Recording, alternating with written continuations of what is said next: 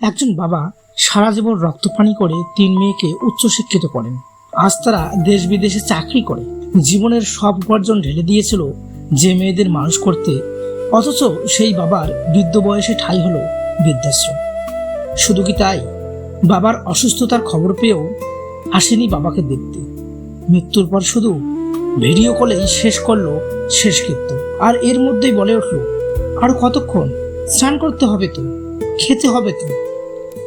যে বাবা একসময় মেয়েকে কোলে নিয়ে স্কুলে গিয়েছিল, ঘন্টার পর ঘন্টা মেয়ের জন্য স্কুলের গেটের বাইরে দাঁড়িয়েছিল, অথচ সেই বাবার মৃত শরীরটাকে একটুখানি দেখার সময় নেই।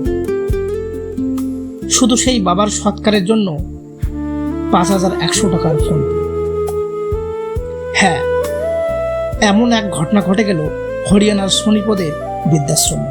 শিবচরণ রামগুপ্ত নামে এক হতভাগ্য পিতা একসময় মুম্বাইয়ে কাপড়ের ব্যবসা করে 3 মেয়েকে লেখাপড়া শিখিয়েছিলেন শিবচরণ রামগুপ্ত।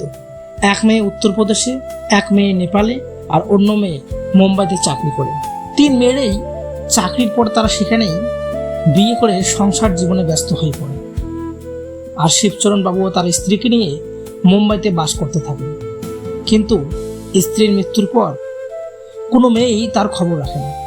শেষ বয়সে অভাব এবং একাকিত্বের কারণে আশ্রয় নেয় হরিয়ানার সোনিপতের একটি বৃদ্ধাশ্রম।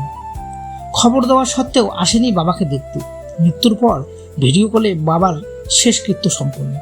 বাবার চিতা জ্বলছে, মেয়ে ভিডিও কলে দেখার সময় নেই। শেষকৃত্য তো শেষ হলো, কিন্তু বাবার অস্থিটুকু নিয়ে যাওয়ার কথা বললে উত্তর আসে, কুরিয়ারে করে পাঠিয়ে দিন, আমাদের ছুটি বেলবে না, আমাদের সময় নেই। ভাবুন একবার, যে বাবা কোলে পিঠে করে মানুষ করেছেন, যার আঙুল ধরে হাঁটতে শিখেছে, আজ তার চিতার ছাইটুকু কুরিয়ারে যাবে। মনে রাখবেন, সময়ের চাকা একদিন ঘোরে। আজ আপনি আপনার বাবা মায়ের সাথে যা করছেন, কাল আপনার সন্তান আপনার সাথে সেটাই করতে পারে।